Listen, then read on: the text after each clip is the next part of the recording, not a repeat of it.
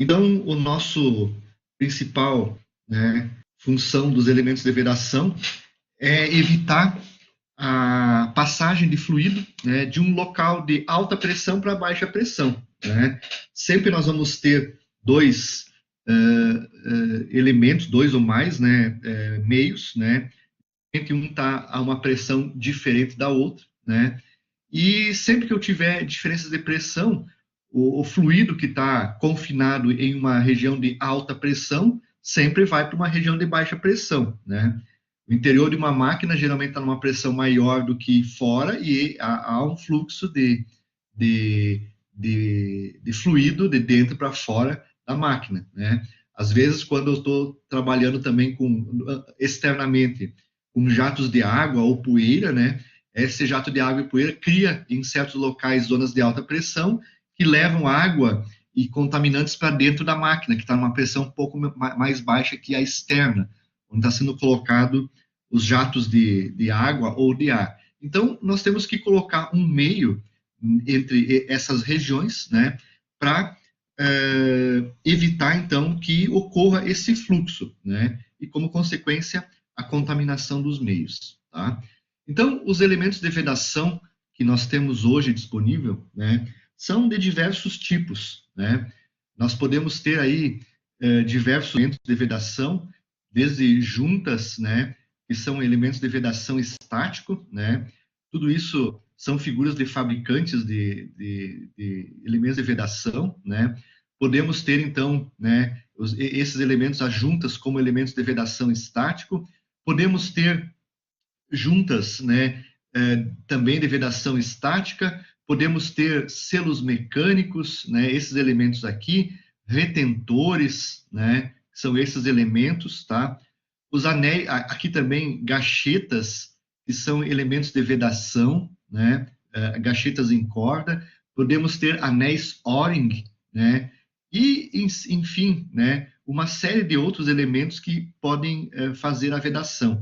No caso aqui de um pistão, né, de um automóvel, né, para fazer a vedação, né, nós temos os anéis de segmento, né, que são elementos de vedação dinâmica, né, que evitam, né, cada um deles tem a sua função, geralmente são em grupos de 3, né, e cada um deles tem a sua função. Anel de vedação de fogo, raspador de óleo, né, e o anel de pressão. Né? Então, cada um desses anéis tem a função, uma função para garantir a vedação.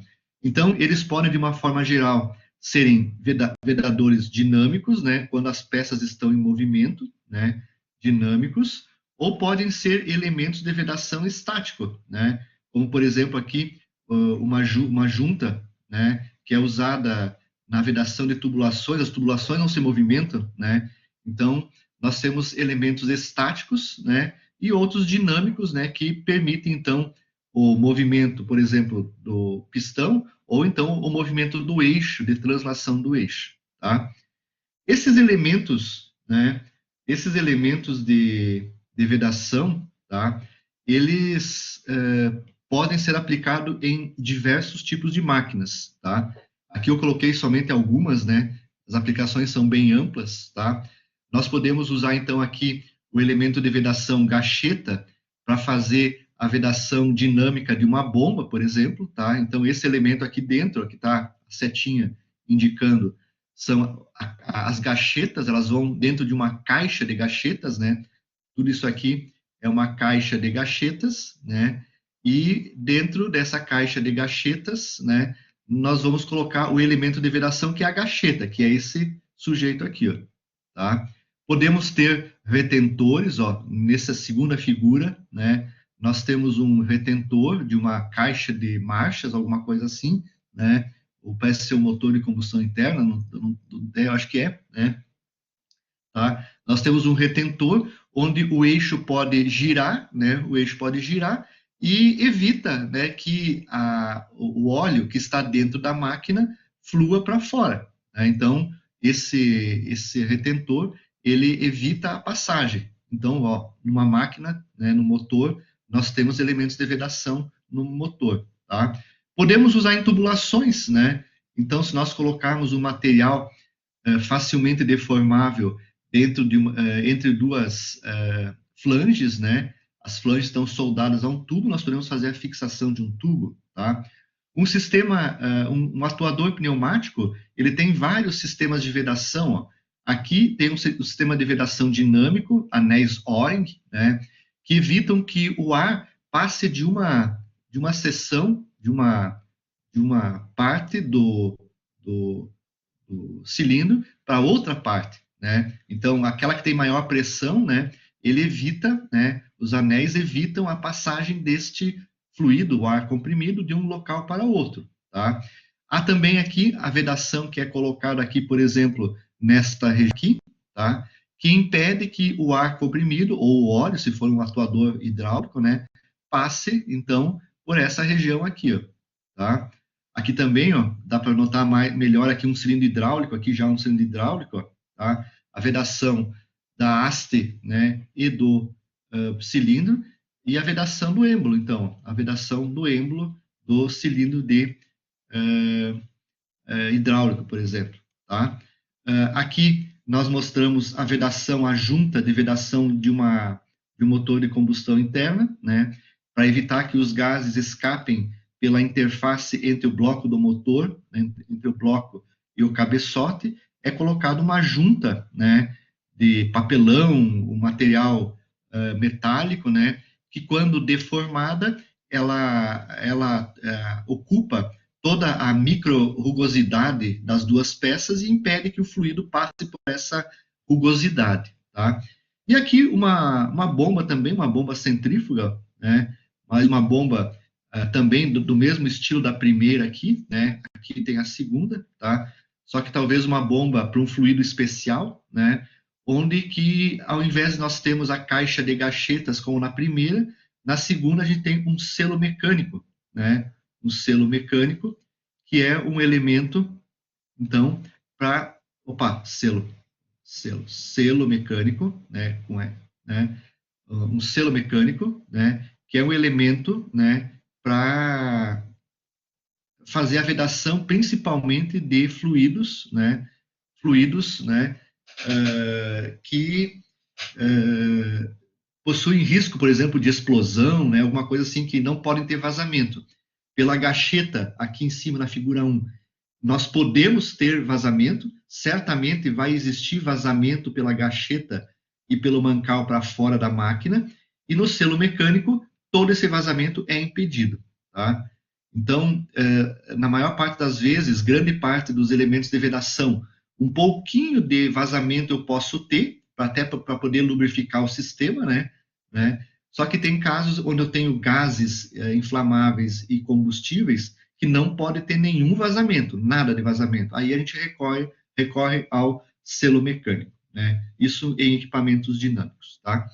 Então, a aplicação é grande, tá? Existem diversos fabricantes que fabricam elementos de vedação, né? E cada fabricante mais ou menos tem um processo de seleção diferente, tá? O processo de seleção é aproximadamente igual, né? Um pouquinho diferente, tá? E geralmente nessa ação, né? O que envolve é geralmente definir os materiais que são usados no sistema de vedação, né? Envolve a pressão que se está trabalhando, né? A pressão de trabalho do sistema, tá? E geralmente o material que está sendo vedado, porque tem alguns materiais diversos tipos de materiais, teflon, papelão, amianto, né? Ainda existe amianto em alguns casos, né? Existe nylon, existe fibra de vidro como material, né? E cada material desses que fazem parte dos elementos de vedação, né? Eles são aplicados para certos fluidos. Existem ácidos, existe a água, existem fluidos básicos, existem óleos, combustíveis, né? E cada material desses que são usados nos elementos de vedação são aplicados para certos tipos de fluidos, tá? O fluido acaba deteriorando, digamos assim, o elemento de vedação se ele não for bem selecionado. Então, a gente tem essa característica, então, fazer. Geralmente, então, o que seleciona o material que vai ser usado para o elemento de vedação, né, é justamente, né, o fluido que está sendo vedado, tá? E a pressão desse serviço. Pressões mais elevadas vão exigir materiais menos deformáveis, né? Talvez pressões mais baixas envolvam materiais mais facilmente deformáveis, né? A gente em casa, quando vai fazer uma vedação das tubulações residenciais de água, né, onde vai colocar uma torneira com rosca, a gente usa o Teflon. O Teflon é um sisteminha ali, né, usado para baixa pressão, né, onde a gente coloca na rosca os elementos de vão ser roscado, torneira e assim por diante vão ser roscado, o elemento de vedação é o Teflon. Ele não é, a água não é agressiva para ele, tá? Por exemplo, né? E as pressões de trabalho são pequenas, o que permite então utilizar ele como elemento de vedação, tá? Então são algumas aplicações então que a gente tem dos elementos de vedação, né? Elas são aqui eu coloquei alguns exemplos, mas existem exemplos aí que vão surgir até novos, muitas vezes para vocês, tá? Aí qual é a saída, né, para fazer a seleção? Para cada caso, mais ou menos, a gente já sabe o que vai usar. Uma caixa de mudança, aqui na caixa é usado uma gacheta, aqui também já é uma gacheta, aqui um selo mecânico. O que a gente faz é ir em um dos fabricantes desses elementos e selecionar aquele, então, mais adequado. Muitas vezes, a seleção, por exemplo, de um selo mecânico, de uma gacheta, né, ela envolve, muitas vezes, também a definição do tamanho do eixo, né? O elemento que vai caracterizar a seleção é o tamanho do eixo, o diâmetro do eixo. Tá? Esse diâmetro tem que ser compatível com o diâmetro da gacheta, aqui do retentor, aqui no caso do retentor, né? Retentor, tá? Vai ser compatível com o diâmetro do retentor, e o retentor vai ter vários tipos de lábios de vedação, apropriados ou não para a pressão e para o elemento que vai ser, no caso, vedado, material, fluido que vai ser vedado, tá? Então, tudo vai depender, então, muito dos fabricantes, tá? Existe, então, como eu já falei, todo elemento que tem a finalidade de evitar a transferência de fluido entre partes de diferentes pressões é um elemento de vedação, tá? E como eu falei já no início desses slides, tá? Eles podem ser elementos de vedação estáticos, né? Estáticos, tá ali embaixo no parágrafo de baixo aqui está a definição, ou podem ser dinâmicos, tá? Então podem ser um ou outro, tá? Os estáticos fazem vedação de partes estáticas e os dinâmicos vedação de partes em movimento. Tá? Os estáticos fazem vedação de partes que ficam paradas uma em relação à outra, e o dinâmico em peças que se movimentam entre si, um eixo e uma carcaça de máquina, e assim por diante, tá? O dinâmico, no caso, tá? Então, podem ser estáticos e dinâmicos, tá? E nessa classificação, né, podemos, então, entrar dentro dos elementos de vedação, então, estáticos, tá? Então, o primeiro caso, que são os elementos de vedação estático, né, que fazem a vedação entre superfícies que não se movimentam entre si, geralmente a vedação ela pode ser obtida por um dos seguintes processos. Tem três processos que permitem a realização da vedação estática, tá? Ok? Uma é pela deformação das superfícies em contato, tá? Por esmerilhamento das superfícies ou por preenchimento ou preenchimento de irregularidades superficiais, tá? O primeiro, né, é mais ou menos o seguinte, ó, esse aqui, ó, tá? Imagine que eu pegue duas partes, né? Pegue duas partes, né? Se eu pegar essas duas partes que tem uma certa rugosidade superficial entre elas, né? Se eu pegar essas duas partes e pressionar elas através de um parafuso bastante uma contra a outra, essas irregularidades elas vão acabar se deformando, né? Deformação da superfície, e vão acabar, então, essas rugosidades vão acabar formando, né? E vão preenchendo uma irregularidade preenche a irregularidade da outra, tá? E aí um fluido que porventura tenha que passar entre elas, né? Vai ser impedido, né, de passar por causa da deformação que ocorreu entre elas, tá?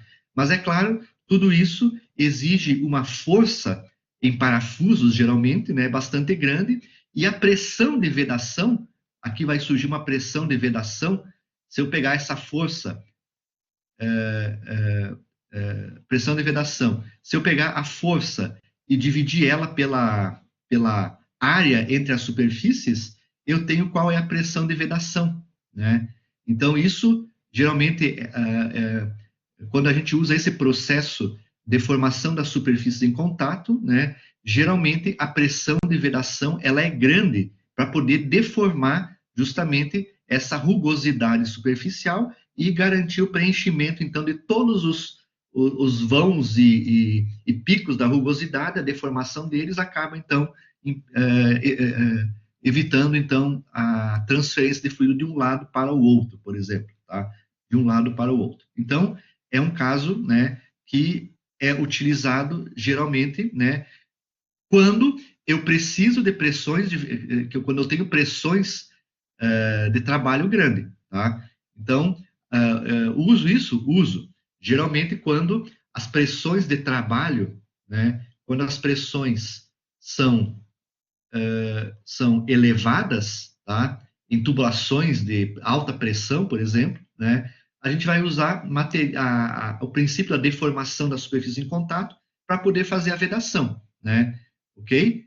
Porque se aqui, por exemplo, eu criei uma pressão de vedação, força sobre área de vedação, por exemplo, estou chutando aqui, 4 megapascal, né?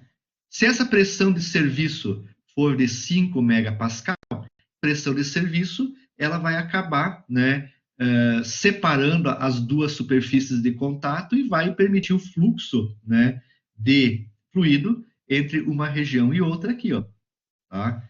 Então, a pressão de vedação sempre tem que ser maior que a pressão de serviço, tá? Outro que eu posso ter é por esmerilhamento das superfícies em contato, tá? Tem casos que eu não posso aplicar muita força, porque a força, né, a pressão de vedação pode deformar o material inadequadamente, né? Mas o que eu posso fazer é deixar as duas superfícies extremamente, vamos pensar assim, polidas, uma em relação à outra. Tirar todos os picos de rugosidade, né? Tirar os picos de rugosidade. Se eu deixar duas superfícies polidas, né, uma em relação à outra, sem rugosidade, e se eu encostar uma superfície contra a outra, o fluido ele não vai passar, não existe picos e vales entre as duas superfícies, e o fluido não vai passar entre uma região e outra, tá? Quando eu encostar as duas superfícies. Então, é por esmerilhamento, tá? E por enchimento de irregularidades superficiais, é o terceiro caso, que geralmente, então, o que a gente faz? A gente pega duas superfícies, né, que vão ser vedadas, né? Por exemplo, o cabeçote de um motor, né? E entre as duas superfícies eu coloco então um outro elemento, né? Facilmente deformável. Então aqui eu coloco, por exemplo, uma junta, né? Uma junta de papelão, onde quando eu aplicar uma força, né? Sobre ela, eu posso aplicar uma força relativamente menor do que no primeiro caso aqui, né? Por deformação de contato. Há uma deformação desta junta, tá? E ela faz o preenchimento das irregularidades superficiais. O teflon, quando eu aperto ele entre duas juntas, ele se deforma, ele preenche toda a irregularidade das superfícies e impede, então, o fluxo, né, de fluido de uma região para outra, tá? Então, o fluido, então, ele não passa por entre as duas partes, não chega até o final aqui, tá? Então, seria o preenchimento das irregularidades. Então, esses são os três processos, né, que existem para vedação estática, tá? Então, todos os princípios que são mostrados para frente, de uma certa forma, eles estão associados a esses três processos de vedação: deformação de superfícies, esmerilhamento, polimento das superfícies, né? Esse esmerilhamento aqui seria um tal de polimento, acho que o termo correto aqui seria polimento das superfícies, né? Chega Brunimento. exatamente. Oi? Brunimento. Não, o brunimento é outro caso, É tá? outro caso? O brunimento, ele é um processo... Não, é polimento. O Polimento. brunimento faz... O Aham. brunimento, ele é um processo de usinagem, né? Para criar, né? Para criar, por exemplo, no cilindro, criar pequenos riscos de usinagem na superfície do cilindro, né, para garantir o movimento dos anéis de vedação, tá? Então, é claro que esse brunimento é feito com um abrasivo de granulometria bem fina, né, para fazer um uh, micro ranhuras, né, micro ranhuras, né, só para fazer com que o anel de vedação, né, o anel no cilindro, é para fazer com que o anel de vedação que vai estar ali dentro, aqui dentro tem o pistão e tem o anel de vedação, né? Então esse anel de vedação, ele não é inteiriço, né? Ele é segmentado, né? E aí esses micro riscos Permite a lubrificação dele. fazem com que os anéis de vedação se movimentem, né, no interior do cilindro, eles ficam girando, né, os três anéis ficam girando ao redor do cilindro, né, ao redor do pistão, e promova, então, a lubrificação, né, e garanta, então, a lubrificação também do sistema, tá? Então, o brunimento é isso. Na verdade, o polimento, ele é feito, então, também com um abrasivo. Polimento, então. É polimento mesmo, tá? Esse esmerilhamento aqui, na verdade, seria um polimento, tá? Ok. Tá. Então, tem essas três características que podem, então, ser utilizadas, esses três processos podem ser utilizados como processo para fazer a vedação estática, tá? Ok? Bom, o que mais? Os estáticos podem ser divididos em dois grupos, juntas e junções, tá? Na realidade, né,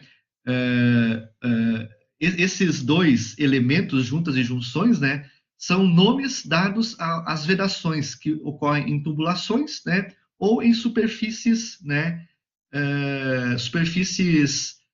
planas, no caso, tá? Então, podemos ter da estática dois grupos, as juntas e as junções, tá? Juntas, então, são elementos de vedação usados, então, para superfícies planas, tá?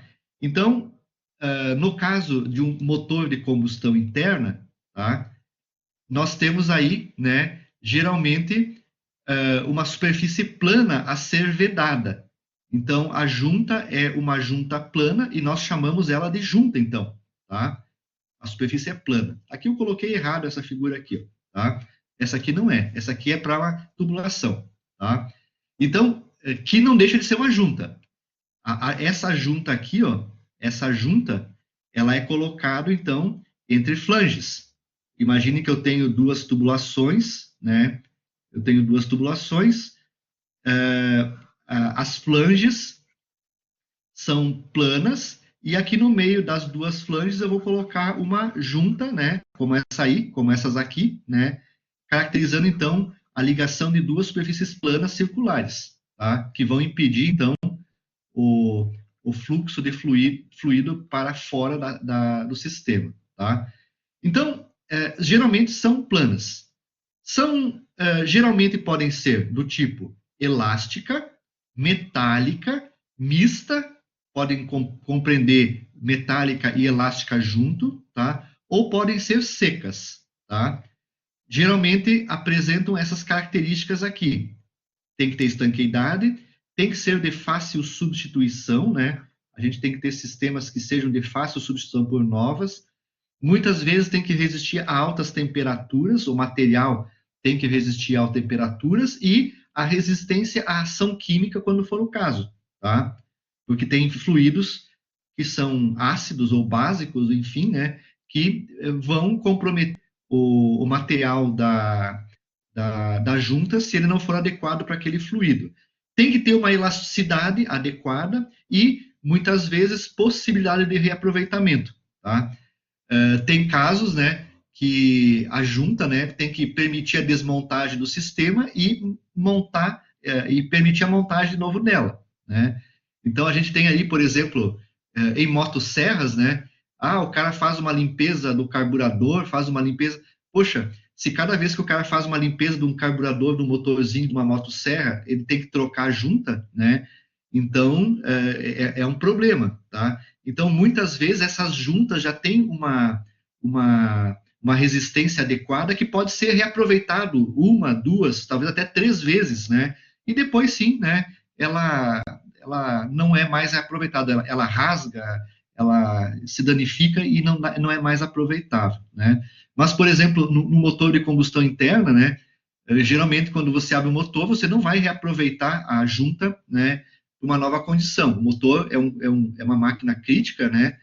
Você vai trocar por uma junta nova, né? Sem ter dó, né? Vai gastar lá R$ 150, R$ 100 a mais aí, mas vai garantir que ela vai funcionar, tá?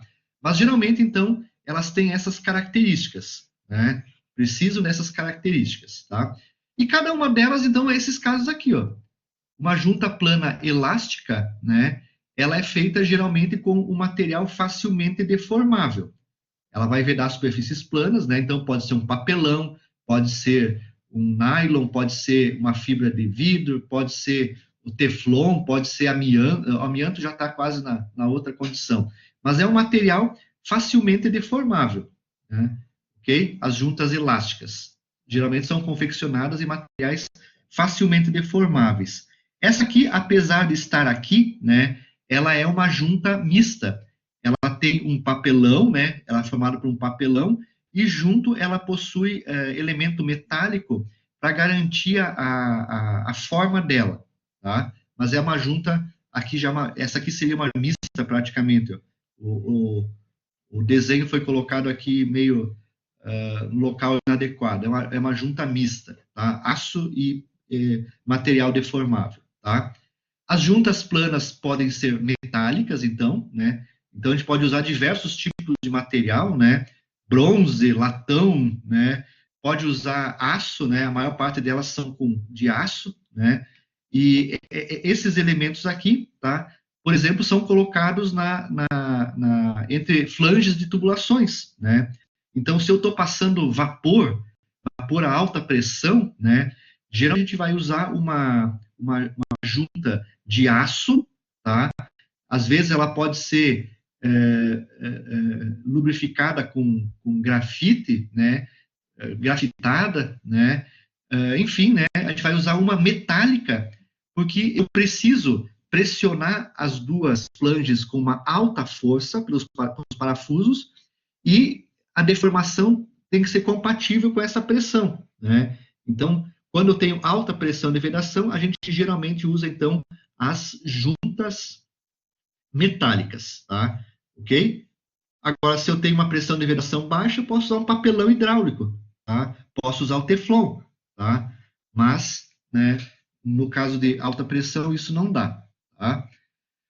Podem ser plana mistas, então, aqui, ó, aqui está a figura do motor, ela pode ser plana mista, então, esse caso aqui é uma plana mista. A parte metálica, ela geralmente dá a rigidez ao tipo de junta, né?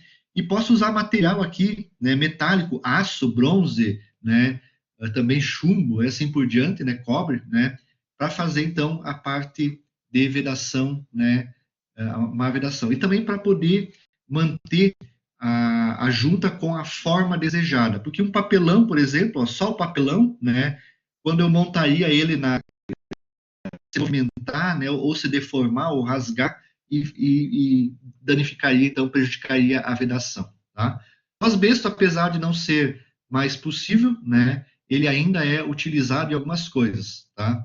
Okay? Eu estava olhando ontem, né, alguns elementos de vedação na internet, ainda a gente consegue, por que pareça, a gente consegue juntas de amianto, né, asbesto, amianto, né, a gente acaba ainda conseguindo esses tipos de junta aí, tá? Ok? Junta plana seca, tá? E a junta plana seca, então, ela é uma junta, por exemplo, principalmente nos motores de combustão interna, nós temos a válvula e a sede da válvula, né?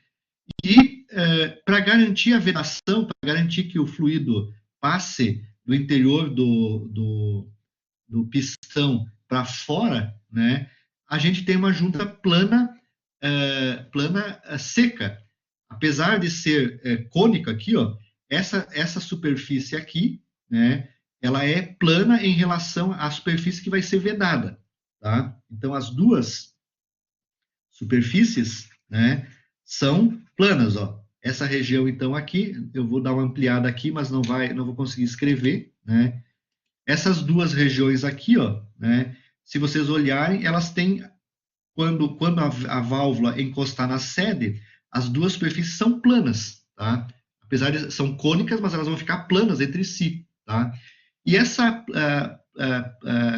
a forma de evitar a vedação é ter duas superfícies polidas, né? As duas superfícies, tanto da válvula como da sede, elas são polidas, elas passam por um processo de polimento, né? Que elimina a rugosidade das superfícies, né? E impede que o fluido passe de um lado para o outro, tá? Então, ela é uma junta, né, plana seca, tá? Não tem nenhum outro elemento entre eles para garantir a vedação, tá?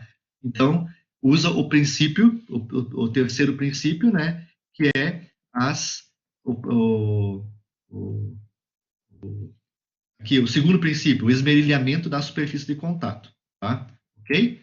Então, também é um tipo, né, de vedação. As juntas, então, podem ser elásticas ou metálicas, então, como eu falei, tá? Ou mistas, então, né? Elásticas, metálicas ou mistas, tá? E podem ser de forma. Aqui, desculpe, aqui está mostrando as juntas planas de forma, tá? A gente chama de junta plana de forma, que faltou ainda o D, junta plana de forma, tá? A gente chama junta plana de forma aquelas juntas que tem o formato da superfície que vai ser vedada, tá?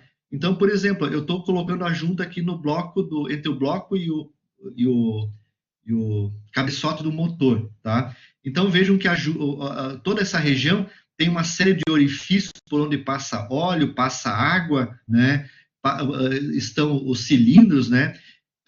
A junta, quando ela é confeccionada com todos esses elementos já, ó, com os furos de parafuso, né? Para passagem de água, passagem de óleo, ela se chama junta plana de forma. Ela tem a forma da superfície que vai ser vedada. Ó. Aqui eu tenho uma junta que vai entre duas flanges de tubulação e ela tem os orifícios dos parafusos que vão apertar, né, as flanges, né?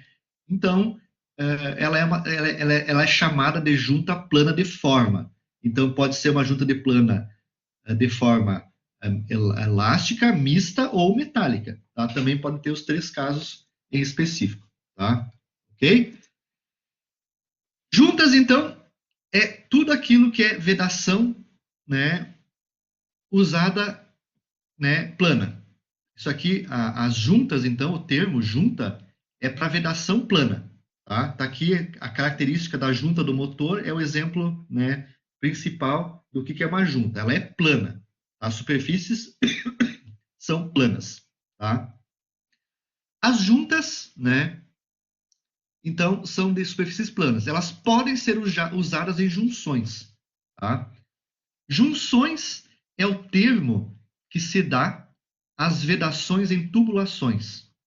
Tá? Sempre que nós tivermos vedação de tubulação, né? As tubulações são estáticas, né? A gente tem uma junta. Tá?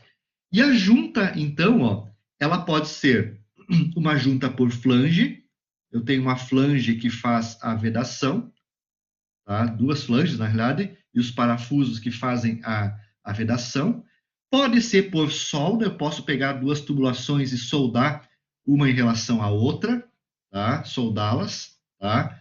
eu tenho, então, a junta soldada, tá? Junções soldadas, tá? E pode ser por ponta e bolsa, tá? Em tubulações. A junção por ponta e bolsa é quando eu tenho, né, tubos, né, desse tipo, ó. Os tubos, se nós pegarmos as tubulações residenciais, né, elas têm basicamente essa configuração, ó. Elas têm aqui uma bordinha externa, como essa aqui, ó. Ela tem uma bordinha externa, né, nos dois lados. E que é a ponta, tá? E a outra tubulação encaixa nessa aqui, ó, tá? Então, quando eu tenho esse tipo de ligação, ponta e bolsa, esse aqui é a bolsa, né? E esse aqui é a ponta, tá? Quando um conecta no outro, a ligação, é a junção por ponta e bolsa. Então, nas tubulações residenciais de água, o tipo predominante usado é ligação, junção por ponta e bolsa, tá? Já na ligação industrial, é por flange ou solda, né? Dependendo do caso, flange ou solda, tá? Nessa ligação por ponta e bolsa, a gente faz a ligação, né? E geralmente coloca um material, né? Coloca um material que faz a vedação entre as superfícies, tá? Não é só junta e bolsa, né? Eu preciso colocar um outro elemento. Na residencial, a gente coloca o adesivo, né? A gente compra aquele adesivo, o adesivo, e coloca o adesivo, né? A cola, né? A gente chama de cola, a gente coloca a cola, né? Entre as duas superfícies e faz a ligação entre ponta e bolsa. A cola endurece, né? O adesivo endurece e evita, então, a passagem de fluido entre um elemento e outro. Tá? Ele, então, impede a passagem de fluido, certo? Esse elemento, então, para tubulações residenciais, geralmente pode ser esse adesivo. Mas se eu usar isso aqui muitas vezes para aplicações industriais, né, nós podemos comprar aqueles tubos Mannesmann, né, que tem essa aplicação, né, os tubos de esgoto, aqueles tubos de esgoto que antigamente tinha, que eram tubos de argila, né, de barro, argila, né, internamente a gente pode colocar, né, como elemento de adesivo, pode colocar concreto, né, pode colocar concreto, né, pode colocar barro e assim por diante, que vai fazer essa vedação aqui, tá? Então, dependendo do caso, eu posso ter argamassa, concreto não, porque o concreto tem brita, né? Tem que ser argamassa, né? Argamassa, vou tirar o nome concreto aqui, tá errado aqui a colocação, né? O concreto tem brita, tá? Então, eu posso colocar um cimento, né? Um cimento com uma massa, e ele vai fazer, então, essa vedação aqui entre as partes. Por exemplo, uma tubulação de esgoto que antigamente tinha de argila, por exemplo, tá? Então, são os três tipos de vedação de junção, tá? Por flange, por solda e por ponta e bolsa, tá? Numa ligação por flange, eu posso ter o que nela? Eu posso ter aqui uma junta. A ligação por flange é uma ligação. Flanges são superfícies paralelas, tá? Então, entre elas, eu posso colocar uma junta para fazer, então, a vedação. Vedação por flange com uma junta específica, certo? Ok? Vantagem, permite desmontagem, permite grandes pressões de vedação, a tubulação por solda, né, a junção por solda, grande pressão de vedação, não permite manutenção. A flange permite manutenção e ponta e bolsa, dependendo do adesivo que eu tenho, permite ou não a vedação, tá? Aqui também eu posso colocar corda, né, ou outro elemento que permita, então, uma espécie de uma corda, gacheta, uma espécie de uma gacheta, não é esse nome que é dado aí, né, mas uma corda que vai se deformar e vai garantir a vedação, tá? Mas então, algumas podem ser desmontadas, outras não, tá? Ok? Então, estão aí os tipos de vedação por flange, pequeno texto que está no artigo de vocês, lá no artigo da disciplina, tá? A junção por solda, tudo que eu falei já está aí, tá? E a junção, então, por ponta e bolsa, tá? Ok? Tá? Então, são os tipos de vedação, né, chamados, então, de junções, tá? Dentro de uma junção, pode existir uma junta, tá? Junta é o termo usado para superfícies planas e junções é o termo usado para tubulações. Bom, agora nós deixamos aqueles elementos de vedação que são estáticos, não tem movimento relativo entre si, e passamos então para os elementos de vedação dinâmico, os quais as peças que estão sendo vedadas entre si possuem movimento relativo entre si. Nesse grupo das vedações dinâmicas, nós podemos ter elementos de vedação, né, dinâmicos com contato, a maior parte deles é com contato, e podemos ter elementos de vedação dinâmicos sem contato, vedação dinâmica sem contato. As partes não entram em contato entre si. O que garante a vedação é a perda de carga, nesses casos aqui, ó. Perda de carga. A perda de carga é que garante a vedação sem contato. E com contato é o contato das superfícies é que impede, então, impede o vazamento, então, do fluido. Tá? Então, nesses dois grupos, vamos iniciar com contato. Tá? Com contato. Tá? Nessas vedações com contato, tem vários elementos que podem fazer isso. Tá? Cada um com uma aplicação diferente. Tá? Então, nós podemos ter, num primeiro lugar, as gachetas. Por contato, gachetas. Tá? As gachetas podem ser compradas na forma de anéis prontos. Anéis prontos. Tá? Eu posso comprar a gacheta na forma de anéis prontos ou em corda. Aí eu faço os anéis, compro uma corda de gacheta, corto ela e faço os anéis prontos. Essas de anéis prontos, geralmente são feitas de elastômero, né? Uma borracha, bunaene, enfim, né? Um elemento de vedação, e geralmente são prontas. É um anelzinho, né? Ele é um anel, né? Nesse caso aqui, eu vejo que tem o formato de um anel do tipo L, tá? Circular, totalmente circular, tá?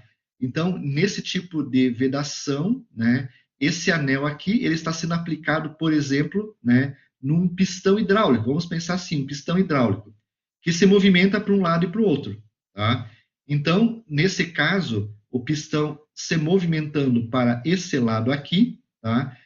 A pressão aqui vai ser maior, aqui eu tenho região de pressão, e o objetivo é evitar que a pressão desta região aqui passe pelo lábio aqui, pelo anelzinho, e venha para o lado de cá, tá?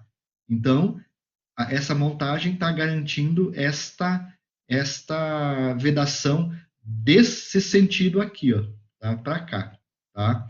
Então, é um anelzinho, ele é comprado com um diâmetro, né, que depende da aplicação. Eu vou comprar para um diâmetro que eu quero vedar, e vou fazer as montagens, né, usando anel backup ou outro tipo de anel aqui para evitar a deformação dele. Mas, então, é esse elemento aqui, ó.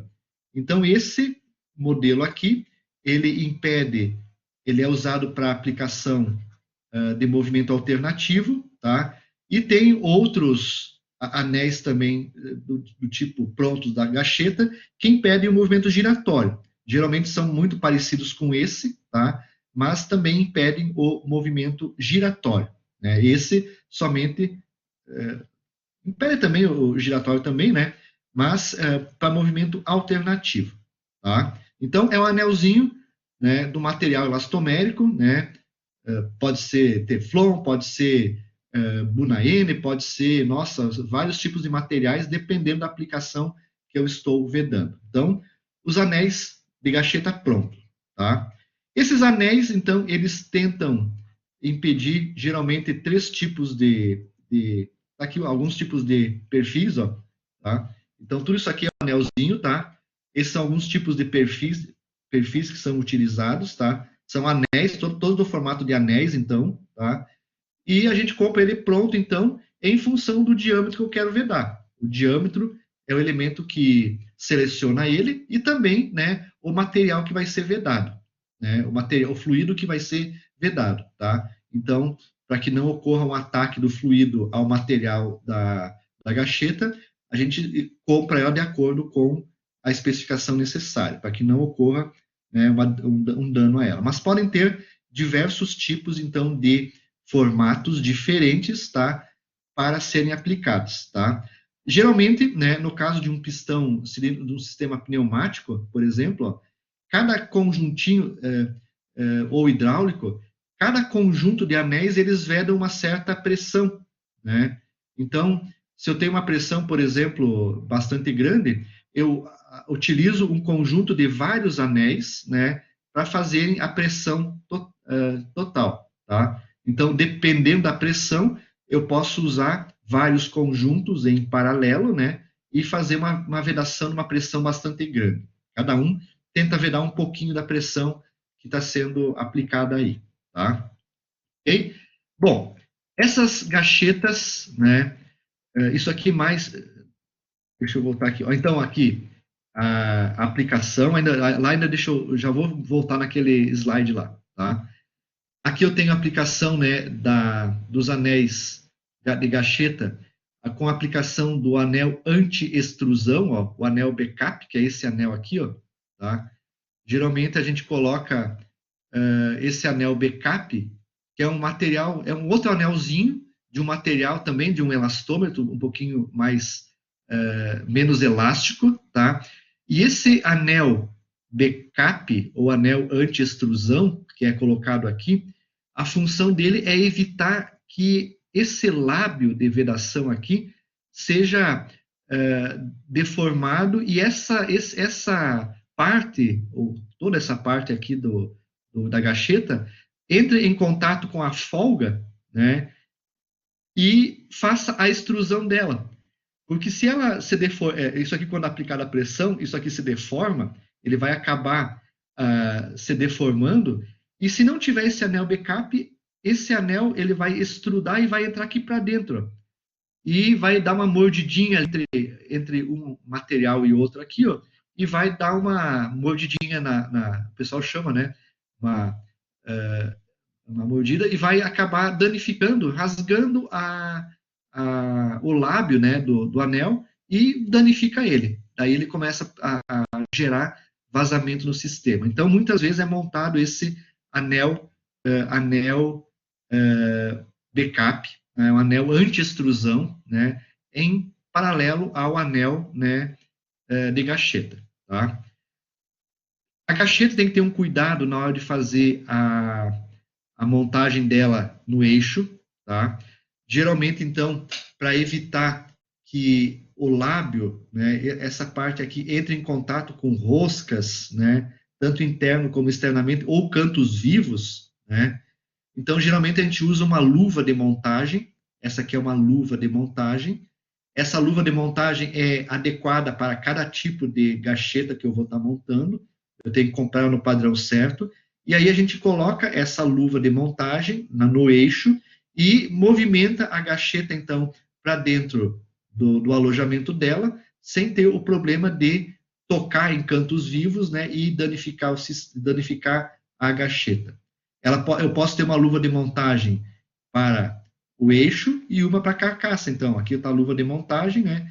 Impede, então, que a gacheta aqui entre em contato, então, com o canto vivo aqui, né?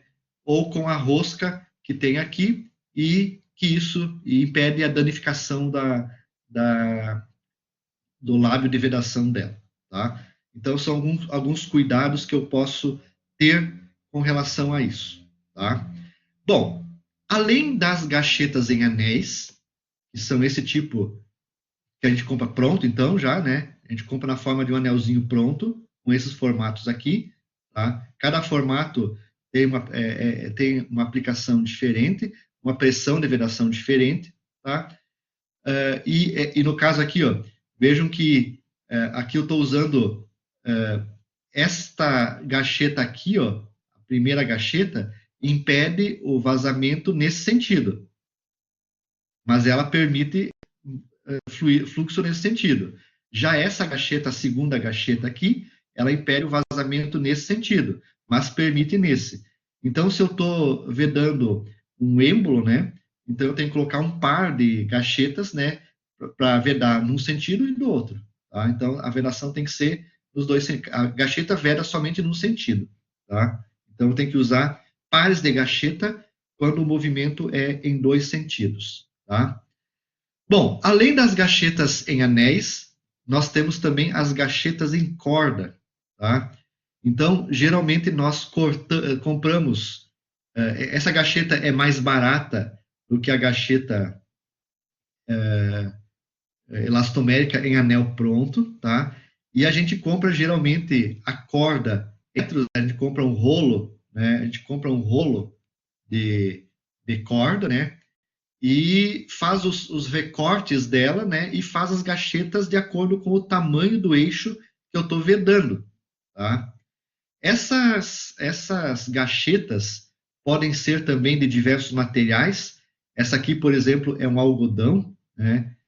Usada para certos tipos de fluido, a fibra de vidro para fluidos corrosivos, né, ácidos corrosivos, o teflon, né, aqui em metro é uma gachetinha, né, em metro para baixa pressão, né, para baixa pressão, né, podem ser grafitadas, podem ser grafitadas, né, posso ter o algodão grafitado para alta temperatura, tá? Enfim, mas a característica é que a gente compra em rolo, né? E em função do tamanho do, do, do eixo que vai ser vedado, a gente recorta esse rolo em pedaços e faz a montagem, né, da gacheta no porta-gachetas da máquina, tá? Então, geralmente a gente compra em rolos, né? Ela vem, então, de forma linear, né? A gente pega este rolo, né? E vai cortando as gachetas, né? Com o perímetro, o comprimento dela aqui é equivalente ao perímetro que eu tenho, né? A ser vedado, tá? Então, eu tenho o comprimento é igual ao perímetro que vai ser vedado. Faço um corte nela, geralmente cortes angulares, né? Tá? E depois, então, a gente acaba enrolando isso aqui, né? As duas partes, então, vão estar cortadas em ângulo. A gente acaba enrolando e montando pequenos anéisinhos como esses aqui, ó, né? Que vão ser montados, então, depois dentro de uma peça da máquina, né, que a gente chama então de porta-gachetas, né, a caixa de gachetas, tá? A caixa de gachetas. Então, todos esses anéisinhos, né, eles são montados dentro da caixa de gachetas, né, tá? Eles vão sendo empilhados aqui dentro, tá, ó, na forma como está colocado aqui, ó, tá? Ok, ó, eles vão sendo empilhados ali dentro, sob pressão. Geralmente o diâmetro externo dele é um pouquinho maior do que o diâmetro que vai ser vedado lá, né? Para entrar com pressão. Eles são montados, então, né, dentro da caixa de gachetas, tá? Nesse formato, tá? E depois, então, existe uma chamada parte da máquina que é a sobreposta. Deixa eu apagar um pouquinho. Ó. Existe. As gachetas, então, são. Deixa eu apagar aqui. Elas são montadas na caixa de gachetas. E depois, então, elas são, né? Ó, aqui eu não vou conseguir riscar mais aqui, né? Aqui dentro eu tenho, então, as gachetas, tá? E existe depois uma peça que chama-se. Ó, aqui está o eixo. Aqui está a carcaça da máquina, né? A bomba, então, né? Existe aqui as gachetas, né, recortadas e colocadas ali dentro, né, na caixa de gachetas, e existe essa sobreposta, que é uma peça, né, na qual, por meio de parafusos, ela acaba apertando, ela acaba comprimindo todas as gachetas. Ó, ela tem uma partezinha que entra dentro do da caixa de gachetas, e ela acaba comprimindo esse conjunto de gachetas internamente ao porta-gachetas, tá? A caixa de gachetas, tá? E aí, então, essa compressão empurra as gachetas contra as duas superfícies, né, do eixo e da carcaça da máquina, e aí cria um meio que impede, ela cria um meio que impede o fluxo de um lado para o outro, tá? Então, ela impede que o fluxo de o fluxo de água, ou líquido, ou fluido, passe por essa região e atinja até esse valor aqui, tá? Então, o objetivo é feito com essas, né, gachetas que são colocadas aqui, tá? Só que tem um detalhe, isso aí não causa uma vedação de 100%, né? Nesse tipo, e na maior parte dos elementos de vedação dinâmico, eu não tenho uma vedação 100%. Sempre há um pequeno vazamento que vai passar por entre as gachetas e vai atingir a região externa da bomba, tá? Vai atingir a região externa da bomba, tá? Então, o vazamento existe. Nesse caso, esse vazamento deve existir para, inclusive, lubrificar as gachetas, tá? Então, por exemplo, se eu estou restringindo o vazamento de água, a água vai passar por entre as gachetas, como o eixo está girando, ela vai lubrificar a gacheta e o eixo, evitar o desgaste dos dois, tá? Mas um pouquinho de água vai sair para fora, tá? Então, na realidade, esses elementos de vedação dinâmico, eles não vedam 100%. O objetivo deles é restringir, né? Restringir o fluxo, tá? Esse é o grande objetivo dos dinâmicos, tá? É restringir fluxo. Um pouquinho sempre vai sair, tá? Se um pouquinho vai sair, esse tipo de vedação aqui, então, não pode ser usado para combustível, tá? Ou gás. Eu tenho que usar um outro elemento que impeça totalmente, né, o vazamento, tá? Mas as gachetas, então, né, por mais eficiente que elas sejam, né, elas acabam permitindo o pequeno fluxo entre uma região e outra, tá? Então, elas não são usadas por uma vedação 100%, elas só restringem restringem, né, o fluxo entre as duas partes, ok? Tá? E aqui, então, é o caso das gachetas, né, de corda, tá? Então, tá aqui a caixa de gachetas, vai estar um pouquinho melhor aqui a figura que eu coloquei ontem, tá? Aqui estão as gachetas, ó. Aqui eu tenho a caixa de gachetas, essa região aqui, ó, tá? É a caixa de gachetas, tá? E aqui, então, eu tenho montado, então, as diversas gachetas, né, que fazem parte dos diversos anéisinhos, tá? E essa parte aqui, então, ó, é a sobreposta. Vejam que ela entra dentro da caixa de gachetas e comprime aquele conjunto de gachetas. Acaba comprimindo, tá? Por meio de um parafuso, geralmente aqui tem um parafuso que é apertado e provoca, então, a força axial, né? Apertando as gachetas dentro da caixa de gachetas. Essa peça, então, chama-se sobreposta, tá? Ok? Ela não impede 100% e um pouquinho de fluido, então, um pouquinho de fluido passa por essa região, lubrifica as gachetas, né, e é perdido para fora da bomba, né, nesse caso aqui é dessa bomba, tá? Então, há um restringimento e não uma vedação 100%, tá? E aí... O nome prensa gacheta também estaria correto? Ou Como? o nome prensa gacheta, que é... Prensa gachetas ou sobreposta. Uhum. Prensa Tá. gachetas, tá? É o mesmo termo. Prensa gachetas ou sobreposta. É a mesma coisa, tá? Prensa gachetas ou sobreposta, tá? Então, esse tipo de gacheta, ele pode ter, esses slides aqui ficaram as gachetas podem ter vazamento de 3 tipos, né? O tipo R é um vazamento radial, causada pela falta de estanqueidade entre a gacheta e a peça fixa.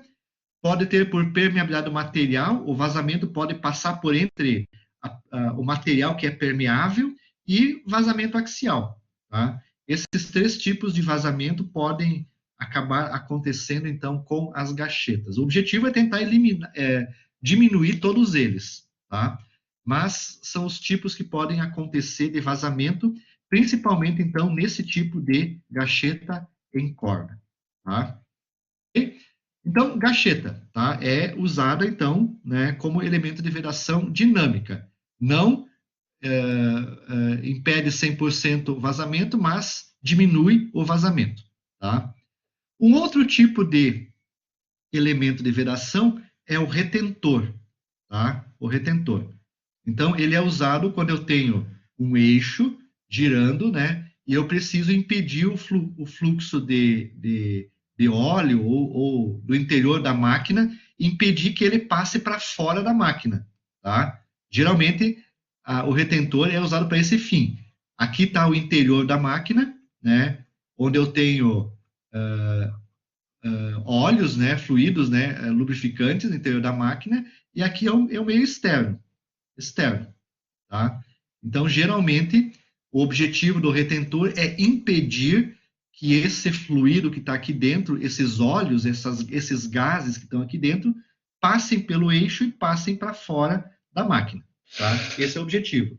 E ele, então, é formado, né? Esse retentor, ele é formado por material elastomérico, geralmente é uma borracha, digamos assim, né? Um elastômero vulcanizado num anel metálico que acaba dando a rigidez para o conjunto, né? Aqui tem um anel metálico e esse elastômero, essa borracha, ela é galvanizada, então, né?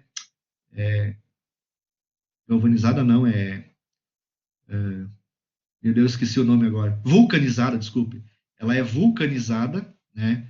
Vulcanizada. Vou escrever aqui.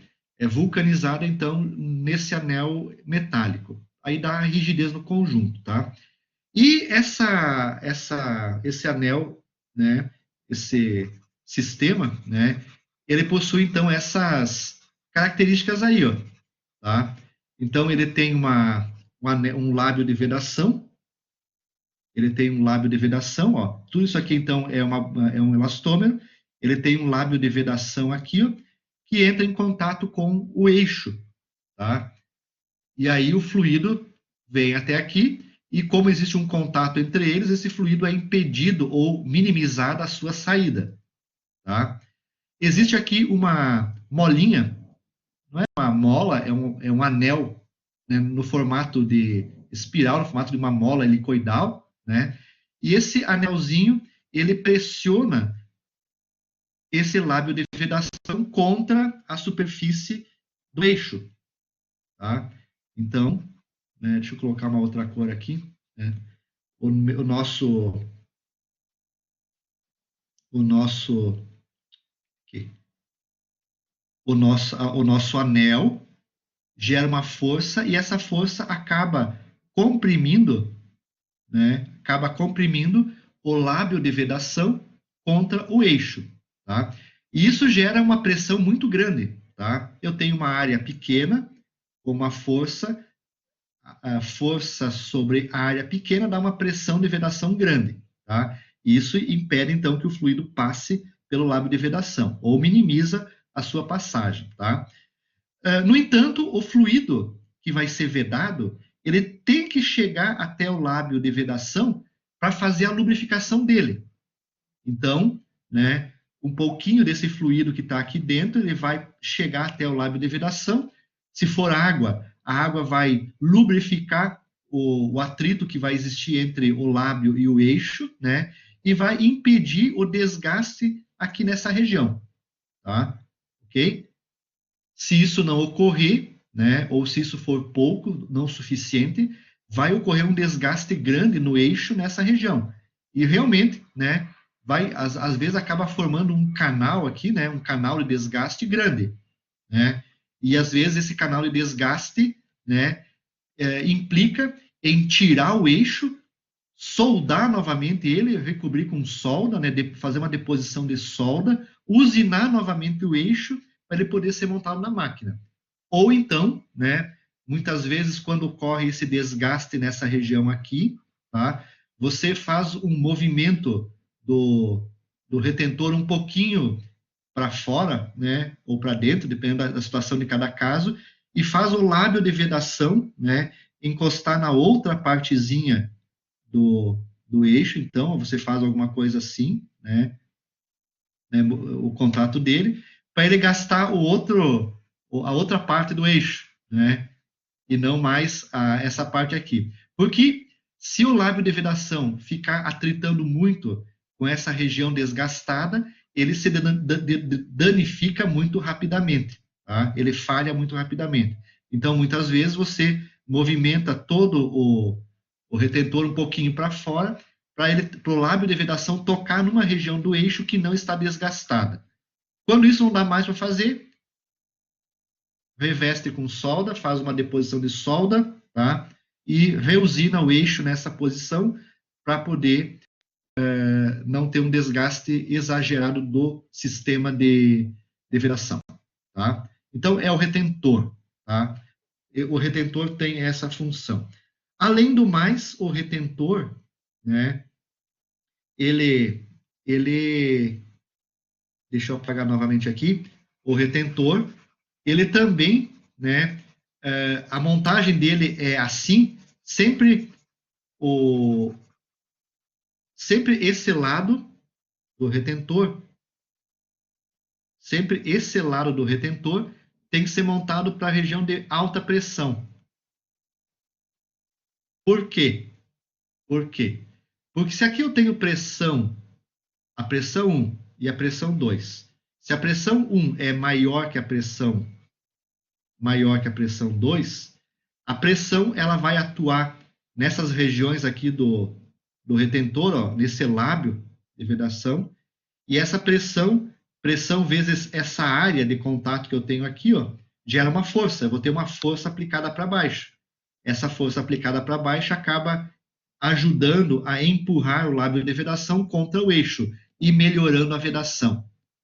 Se a pressão for o contrário, se a pressão 2 for maior que a pressão 1, a pressão externa vai empurrar isso para cima e vai criar uma força para cima que vai diminuir essa pressão de vedação.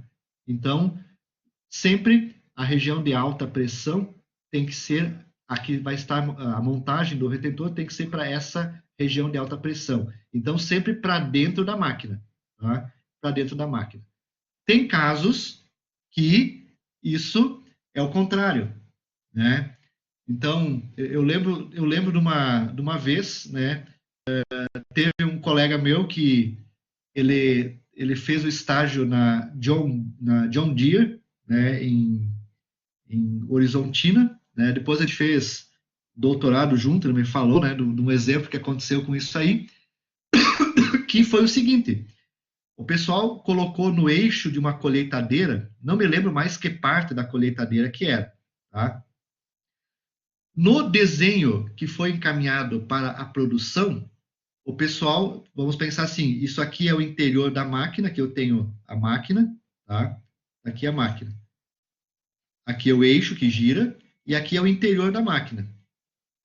O sujeito fez um desenho e colocou um anel, não sei por que cargas d'água, numa região lá, ele colocou o retentor, né? Vamos colocar aqui, ó, essa partezinha aqui, ó, voltada para fora. Voltada para fora. Então, o contato era assim, tá? Quando o cara que fez era uma máquina de teste, era uma máquina de teste, tá? Ainda era uma colheitadeira de teste, tá? Quando o cara que estava montando a máquina olhou o desenho, ele achou que o retentor estava montado para fora, ele achou que estava trocado no desenho e fez a montagem certa, como está colocado aqui, ó. Montou o contrário, então ele montou o retentor, então assim, ó. Ele montou o retentor nesse formato aqui, ó, montou para dentro, tá? e colocou na máquina que ia para o Mato Grosso fazer o teste de campo, né, para ver se a máquina ia dar certo ou não, tá? Quando a máquina chegou no teste, lá no Mato Grosso, não durou meio dia de funcionamento, estragou o retentor que o cara tinha montado aqui, ó, né, montado. Daí estragou a máquina. Primeiro foi assim a história, estragou a máquina. Isso na primeira tarde de uso aí, né? Ligaram para Horizontina, o cara, ó, a máquina tá assim. Sai o engenheiro de Horizontina, vai para o Mato Grosso ver como é o que aconteceu na máquina lá, né? Aí foram ver, realmente estava trocado o detalhe, estava montado errado. Mas por que aconteceu essa falha, né? O projetista, ele montou dessa forma no desenho, que era a forma correta, para impedir que a poeira entrasse dentro da máquina. Então, externamente, quando está trabalhando, esse aqui é um meio de alta pressão e essa poeira acabava, né? Então, na montagem correta, ela ia ser impedida de entrar dentro da máquina. Mas como o sujeito montou errado, a pressão externa acabou movimentando o lábio de vedação e a poeira entrou dentro da máquina e danificou o elemento de vedação, né? E danificou também a máquina, tá? Então, tem que cuidar essas coisas, né? Geralmente, então, a região de alta pressão é essa, que é onde é montado, então, a montagem do retentor. Essa região aqui é geralmente para a região de alta pressão. Podem acontecer casos, né, como esse, né, com a montagem do retentor, ok? Problemas, às vezes, de mal entendimento entre o engenheiro e a fabricação, a montagem do sistema, deu o problema da falha da máquina de teste lá da John Deere, né? No tempo lá não era John Deere, ainda era outra, meu Deus, esqueci o nome da antiga fabricante lá da John Deere, tá? Mas acontece isso, tá? Bom, o lábio de vedação pode ter também algumas adaptações para melhorar ainda mais a vedação. Então, no lábio de vedação, nós podemos colocar aqui pequenos, vejam que esse aqui é o retentor, nós podemos colocar aqui, ó, né, fazer modificações no lábio de vedação, colocando pequenas nervuras aqui, ó, tá, para melhorar o aspecto da vedação. Então, essas abinhas aqui, né, também do mesmo material de vedação, né, elas funcionam assim, ó, é esse elemento aqui, ó. Quando eu tenho aqui fluido, o fluido ele bate no elemento de vedação, ó, bate nesse sentido, né? E quando ele está se movimentando para cá, ou o eixo no sentido, na rotação anti-horário, o óleo acaba batendo naquele lábiozinho de vedação, e esse lábio de vedação empurra de novo o fluido para dentro da máquina, tá? Ele acaba lubrificando o lábio de vedação e traz de volta para o interior da máquina aquela gotícula que iria sair para fora e acaba melhorando a lubrificação, tá? Então esse lábio aqui, ó, modificado, né, com essa abinha, é para rotação num sentido, é quando o eixo está girando assim, então ali, ó, tá? Que o eixo gira no sentido contrário. O óleo bate e volta. Esse aqui, quando o eixo gira nesse sentido aqui, ele sai, o óleo sai, bate, lubrifica o lábio de vedação, bate na abinha e volta para o interior da máquina. E, com isso, garante uma melhor lubrificação do lábio de vedação. E quando eu tenho movimento nos dois sentidos do eixo, né, ela tem uma abinha nesse formato aqui, então, né, que impede tanto num lado como no outro a saída do óleo, melhorando o aspecto de lubrificação do retentor e melhorando também o aspecto de vedação da máquina, tá? Então, podem ter situações como essas que acontecem nos elementos de vedação, tá? Aí, então, questão de montagem dos retentores nos eixos, tá? Geralmente também a gente vai precisar de uma ferramenta especial, de uma luva, né, para fazer a montagem desses eixos, tá? Geralmente eles são, então, pressionados contra o eixo e contra a carcaça da máquina, tá? Para poder fazer a montagem do retentor, então eu preciso de uma prensa, geralmente, tá? Essa prensa se apoia naquela estrutura metálica do retentor e empurra, então, ele no seu alojamento, né? Garantindo, então, a fixação dele lá e a vedação. Então, veja aqui, ó, eu preciso do uso de prensa para fazer a montagem do retentor na máquina, tá? Quando eu vou fazer a montagem do retentor, pode ser que aconteça o contato do lábio de vedação com roscas, com cantos vivos e assim por diante. Então, da mesma forma do que a gacheta, eu preciso muitas vezes de luvas, né, de montagem, né, para impedir que o lábio de vedação entre em contato com cantos vivos ou roscas da máquina, tá? Então, com isso, garantindo, então, uma vida longa para o retentor. Então, temos que ter esse cuidado também, né? Eu vejo aqui, né? A luva de montagem, né?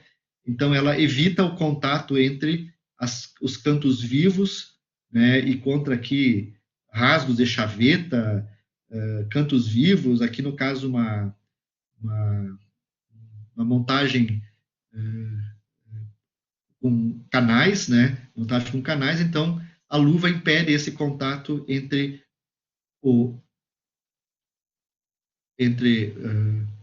esse ponto aqui essa aresta com os cantos vivos, tá?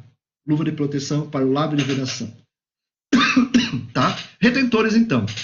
Estilos de retentores diversos, né? Nós podemos ter a fixação, da maior parte das vezes, a fixação do retentor é feito geralmente na carcaça da máquina, é onde entra sob pressão.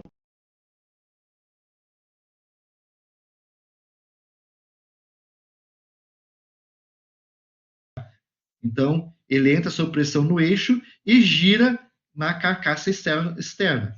Tá? O lábio de vedação entra em contato com a carcaça da máquina, né? Ou com alguma parte da carcaça da máquina. Tá? Então, podem ter diversas montagens, né? Com lábios de vedação em 2 sentidos, ó, tá? Para tanto evitar a entrada de contaminantes na máquina, como a saída de fluidos do interior da máquina. Então, tem diversos tipos de modelos que a gente encontra no comércio sobre isso, tá? Ok? Então, é um elemento de vedação, então, muito utilizado na engenharia. Retentor. Também não tem vedação de 100%? Vedação de 100%? Também não tem vedação de 100%. Ele restringe o fluxo, tá? Tanto é que precisa, nessa restrição, precisa do lubrificante, do próprio, para poder lubrificar as partes em movimento, tá? Restringe, então, o fluxo. Não veda 100%, tá? Também como elemento de vedação dinâmica, nós temos os anéis de segmento, usados, então, na vedação de cilindros, tá? De motores a combustão, cilindros a vapor, né? Então, quando tem um movimento alternativo, a gente usa os anéis para fazer a vedação, anéis de segmento. Eles são confeccionados em aço, latão, né? Material, né? Como aço e latão, tá? Ou aços especiais também, né? Depende em cada caso, tá? A temperatura na qual eles estão submetidos no motor geralmente é elevada, principalmente o anel de fogo, né? Esses anéis têm vários formatos, né? Que dependem do alojamento do sistema aqui, tá? Então, dependendo do alojamento de cada anel, né? Eles têm formatos diferentes, tá? Eles têm algumas pontas também aqui, ó, para garantir a raspagem de óleo, tá? Para impedir o movimento, para impedir o fluxo de gás do interior do motor, da queima, né? Aqui eu tenho queima de combustível, então esse gás o objetivo dele é impedir que impedir que ocorra este fluxo para dentro do motor e também impedir que os gases que estão aqui dentro do motor também saiam para fora durante o movimento. Tá? Porque, na realidade, em alguns momentos o cárter é pressurizado, também isso impede o fluxo de óleo para o interior da câmara de combustão. Tá? Tem vários segredos para tudo isso, né, para fazer essa vedação. Tá? Ok?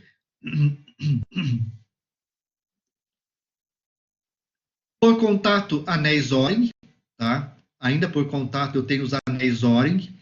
Os anéis O-ring são outro tipo de elemento de vedação, onde nós acabamos comprando pequenos anéisinhos de borracha, né? Anéis de elastômero, né? Eles têm o formato, então, geralmente circular. Os anéis O-ring, eles são colocados, né, geralmente em eixos. Eu tenho, por exemplo, aqui um eixo, né? Eu tenho aqui um eixo, né? E esses anéis O-ring, eles são colocados, então, no interior deste eixo, né? É um anelzinho, e ele, então, faz a vedação, né? E impede, então, que com relação à carcaça da máquina, ele é deformado na montagem, ele é deformado, e impede que o fluxo passe de um lado para o outro, né? Esses anéis, então, O-ring, né? Tem essa configuração. Isso aqui, então, é o eixo da máquina, vamos pensar assim. Esse aqui é o eixo, tá? Tá ali a montagem do anel, tá ali a outra montagem aqui também, né? Claro.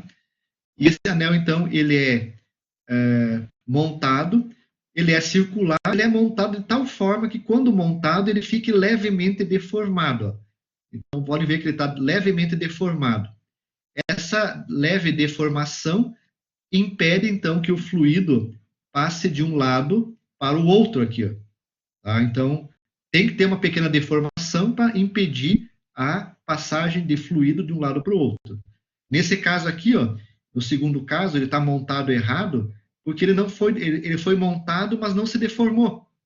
Está circular ainda.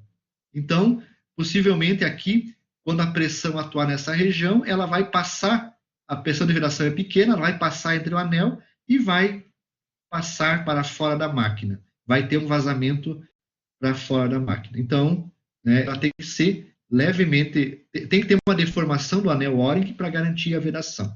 Tá? Temos que ter também nessa vedação o contato o cuidado para impedir essa extrusão do anel O-ring. Então, quando montado, ele tem que ser levemente deformado. Então, quando ele é montado levemente deformado, ele fica assim, nessa figura 1 aqui, ó, tá? De acordo com a figura 1, ele fica mais ou menos assim, levemente deformado, tá? Então, quando atuar pressão, imagine que aqui atuou a pressão, na figura 2, agora, atuou pressão. Essa pressão vai empurrar o anelzinho aqui, ó, a pressão vai atuar em todo o anelzinho aqui, ó, perpendicular a ele, e vai empurrar, então, ó, esse anel para fora. E pode acontecer que ele vai deformar o anel e vai provocar a extrusão dele. Aí uma partezinha do anel entra nessa folga aqui, né? E se ocorrer um movimento, né, ocorre a mordedura aqui do anelzinho e a danificação do anel, o anel é danificado e ocorre a falha do anel, tá? Então, para evitar este tipo de coisas aqui, né, esse tipo de extrusão que vai provocar uma mordedura na borracha, nós usamos, então, o anel backup anti-extrusão, né? Então, é colocado um anel, é esse anelzinho aqui, ó, né? Um anel um pouquinho de menor elasticidade que o anel O-ring, tá? E aí, então, esse anelzinho aqui, quando a pressão atuar aqui, ela vai deformar o anel, mas vai impedir que o anel venha para aquela folguinha que tem entre as duas peças, tá? Então, veja, não vai provocar a mordedura do anel. E, como consequência, não vai melhorar a vida do anel. Então, tem casos, né, para diminuir essa extrusão, usar o anel backup ou anel anti-extrusão. Se o sistema movimentar nos dois lados, nos dois sentidos, se eu tiver pressão, pode acontecer em 2 centímetros, tem que usar 2 anéis, um em cada lado, para evitar, então, a extrusão e a possível mordedura nos 2 sentidos. Tá? Então, se usa, então, o anel anti-extrusão. É um anelzinho circular, né, que impede, então, essa extrusão do anel ORG. São os tipos, então, que existem de elementos de vedação, tá? Então, os anéis de contato. Então, esses que eu falei até agora são sistemas de vedação dinâmico com contato, tá? E além desses com contato, existem os vedadores dinâmicos, a vedação dinâmica sem contato, tá? Então, a vedação dinâmica sem contato, o princípio de vedação dela está sempre baseado na perda de carga dos fluidos. Perda de carga. Né? Perda de carga. Né? Todo o princípio dele se baseia na perda de carga. Tá? Então, imagine lá uma tubulação. Né? Eu tenho uma tubulação. A gente sabe que as tubulações, então, vamos só pensar essa ideia da perda de carga. Né? A tubulação tem um certo comprimento, tá? Tem um certo comprimento, tá? E a gente sabe que existe aqui uma perda de carga. Tá? Essa perda de carga depende da rugosidade do fluido, do tubo, né? Depende do diâmetro, né? Do tubo, de uma série de fatores, tá?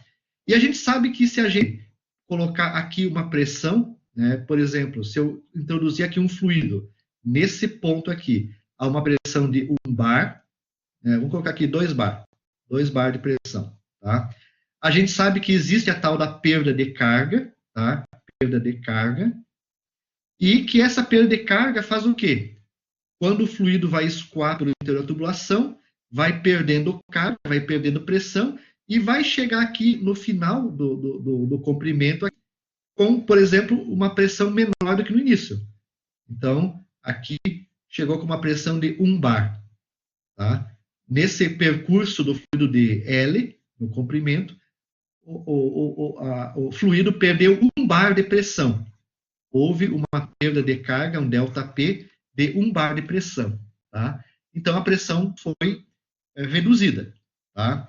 O princípio, então, da vedação, a vedação sem contato é ter uma perda de carga tão grande que provoque a extinção do fluxo entre um lado e outro.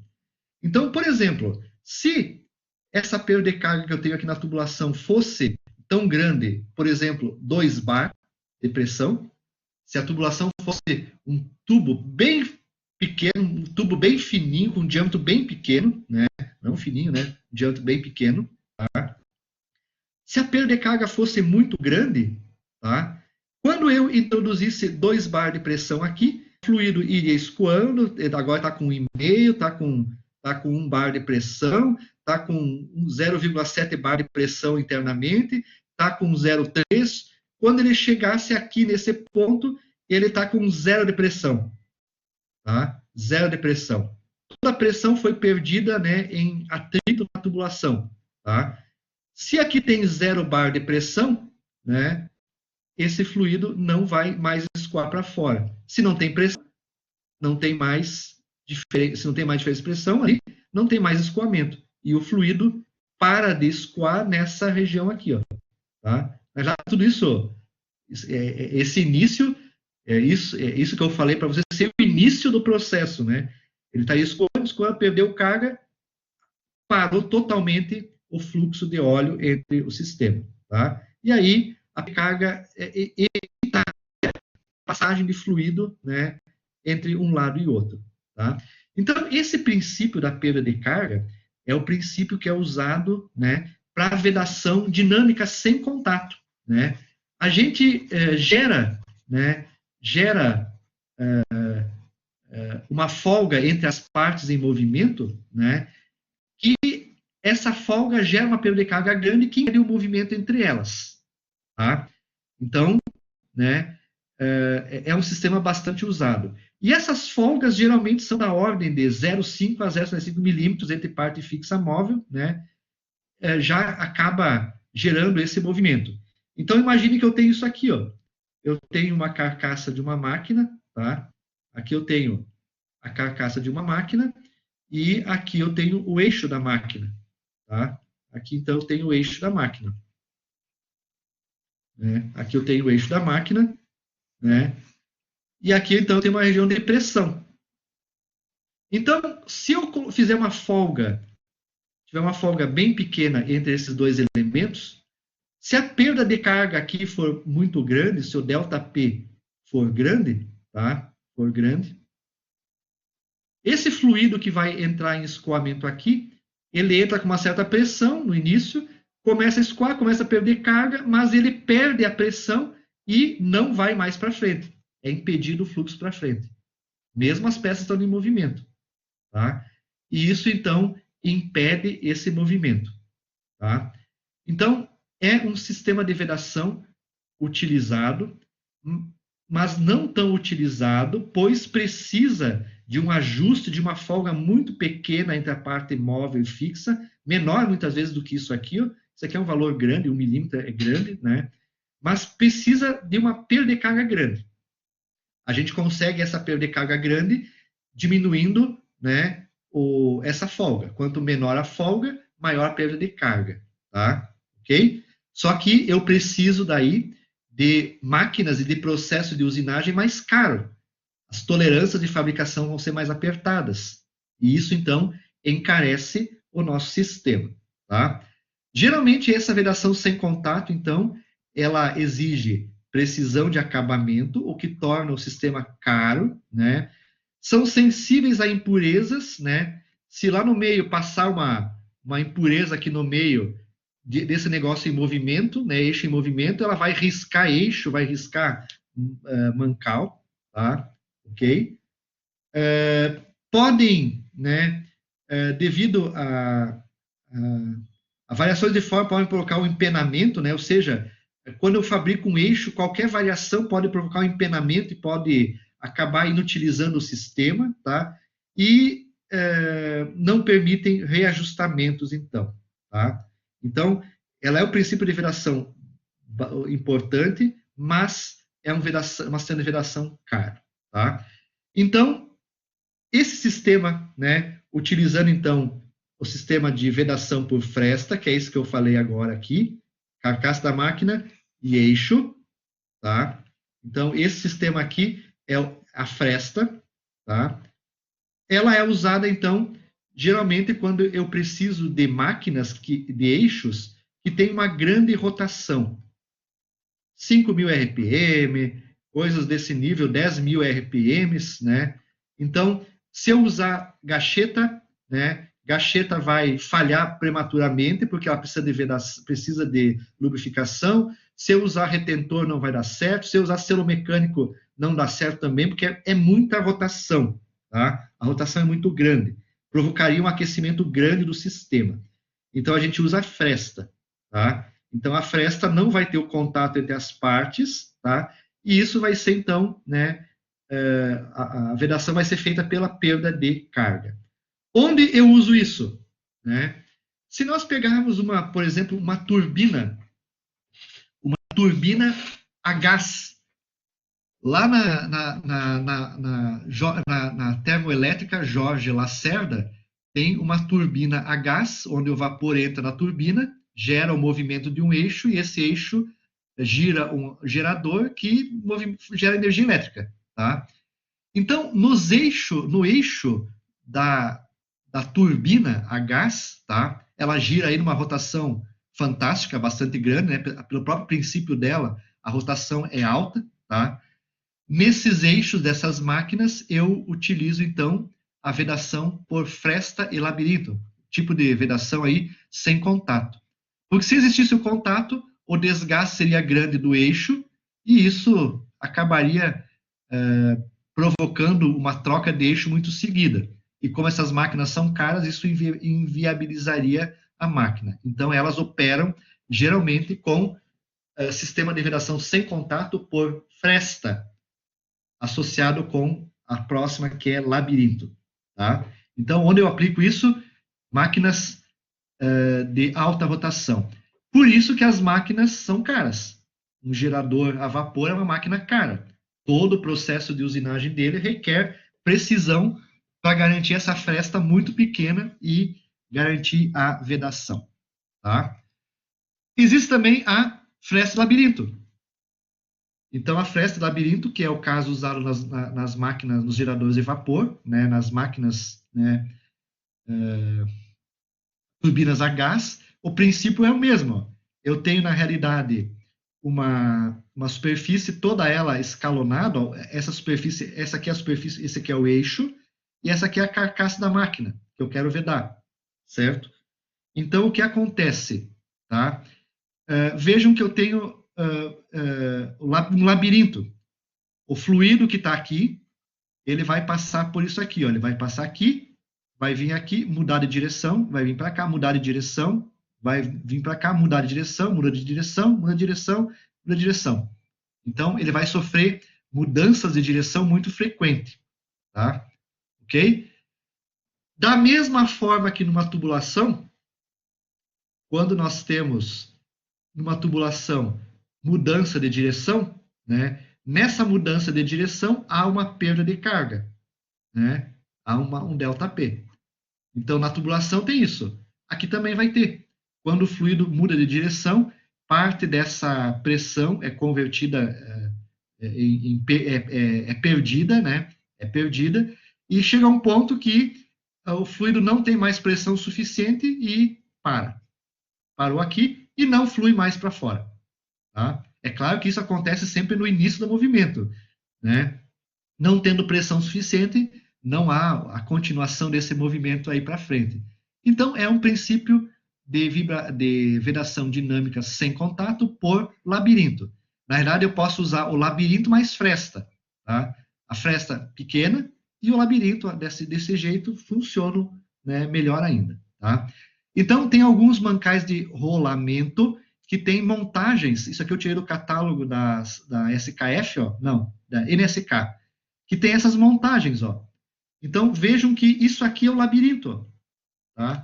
Então, ó, esses elementos aqui, ó, são labirinto, ó. Então, o óleo que está nessa região, ele passa por aqui, muda de direção, tem uma fresta, um labirinto, ó, e vai perdendo carga e não tem carga suficiente para sair para fora da máquina. Então, impede a sua saída aqui fora. A mesma coisa aqui, ó.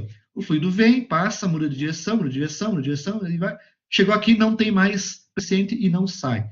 Então, são tipos de vedação sem contato. Labirinto, então. Tá? Ligando a fresta, uma pequena fresta, e o labirinto, a gente consegue, então, uma vedação, no caso aqui, melhor ainda. Combinando os dois, fresta mais labirinto, a gente consegue uma vedação boa para esses sistemas aí. Tá? Também existe a vedação por rosca de retorno, também sem contato. A vedação por rosca de retorno, né, é a vedação onde eu tenho esse sisteminha aqui, ó. Tá? Eu tenho, por exemplo, deixa eu trocar de cor aqui, deixa eu colocar o azul, né? Aqui eu tenho o fluido que está sendo vedado, fluido. Esse fluido, ele passa pelo rolamento, lubrifica o rolamento, né? E vem para cá, tá? Então, aqui eu fico com um local cheio de fluido, e esse fluido pode sair para fora, vai sair para fora. Só que se eu fizer o seguinte, se eu usinar no eixo uma espécie de uma rosca, e essa rosca, quando o eixo gira, ela sempre faz o seguinte, ó, ela sempre puxa o óleo que está saindo para fora, ela puxa para dentro. Então, o óleo que vem até aqui, ele tende a escoar para fora. Mas como o eixo está girando, né, esse eixo acaba trazendo o óleo para dentro da máquina e ele nunca sai aqui. Ó. É claro, se parou o movimento, Se parou o movimento, esse óleo que está aqui, ele passa pela rosca e sai para fora. Tá? Então, é uma vedação sem contato por rosca de retorno. Tá? Rosca de retorno. Problema desse negócio. Tá? Se o sujeito resolve, lá dentro da agroindústria, né? Todo dia o cara pega e manda um jato de água, né, para lavar a máquina. O cara pega o jato de água e, né, joga água sobre a máquina. Ou se tiver água fora da máquina, se essa região aqui tiver água. Então, essa rosca de retorno, ela vai pegar e vai puxar essa água para dentro da máquina. E estraga a máquina, levando óleo, ou levando água ou algum contaminante para dentro da máquina. Então, nós temos que nos certificar, né, se usarmos esse tipo de elemento de vedação, nos certificarmos que nenhuma impureza ou nenhum líquido vai ser puxado para dentro da máquina. Tá? É a questão da rosca de retorno. Tá? Então, também é um princípio utilizado de vedação. Tá? Outro sistema utilizado, né, é o disco de respingo. Né? O disco de respingo, ele é alguma coisa assim. Ó. Eu tenho, então, o eixo. Eu tenho o eixo da máquina. Aqui está a carcaça, o elemento que eu quero vedar, a carcaça da máquina. Aqui é a carcaça da máquina que eu quero vedar. Tá? Eu quero impedir que a região de pressão 1 aqui, pressão 1 passa para o 2 aqui. Ó, tá? Então, eu quero impedir que ocorra esse fluxo aqui. Ó, tá? E passe pelo sisteminha em movimento e vá para fora. Então, o que é feito para garantir essa vedação chamada disco de respingo? É claro que vai ter algum outro elemento adicional aqui, mas a ideia é assim, ó, tá? Para impedir esse vazamento aqui, a gente acaba colocando no eixo, né, um disco. Nós colocamos no eixo, fixamos aí no eixo um disco. Então, esse eixo fica fixado ao disco. Aqui está o cárter da máquina, então. Está o cárter da máquina, a máquina está aí dentro. Então. E o eixo, então, vem para cá. Geralmente, esse eixo, então, vai ter engrenagens, né? Vai ter engrenagens, né? E essas engrenagens, então, aqui vai estar um certo nível de óleo aqui dentro que fica lubrificando o sistema. Mas o que vai acontecer com esse disco de respingo? Todo óleo que... Ele é colocado bem próximo, né? Vamos até colocar aqui. Ele é colocado bem próximo aqui, ó. Bem próximo, tá? Só que para demonstrar que vamos fazer o seguinte, um pouquinho longe.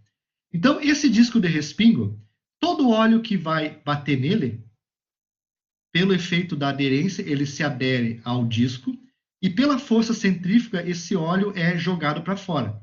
A força centrífuga vai jogar sempre o óleo para fora. Então, todo esse óleo aqui, ele é pulverizado para fora. E a gente coloca aqui na máquina, né? Então, um anteparo, e esse óleo que vem aqui, ele bate nessa região aqui, esse óleo que é expulso bate aqui, e ele acaba escoando e caindo novamente dentro da caixa. Tá? Então, seria o princípio da vedação por disco de respingo. Tá? É claro que pode acontecer a passagem de fluido para cá, né? Depende das condições da máquina, e esse fluido passa para cá. Mas daí, de repente, aqui tem outro princípio de vedação um pouco, por exemplo, vedação por rosca de retorno, que vai puxando isso que sobe para dentro da máquina de novo. Tá? Mas o princípio do disco de respingo é justamente esse. É o óleo que vai chegar na saída, ele bate antes do disco, pela força centrífuga é jogado para fora, bate nesse anteparo, né, e volta para o interior da máquina novamente. Tá? Então, tem casos de máquinas que, em condições, né, talvez tenham máquinas modernas que não dê para aplicar isso, né, mas tem máquinas que talvez possa, se a dinâmica, a velocidade, a dinâmica é muito menor, né, talvez possam aplicar esse princípio de vedação. Tá? Então, são os princípios de vedação, pessoal, que existem aí, né, para gerar, então, essa vedação, né, evitar o fluxo de fluido entre uma região de alta pressão para uma região de baixa pressão, tá? Então, nós temos esses tipos aí de vedação, né, que são bastante utilizados no sistema,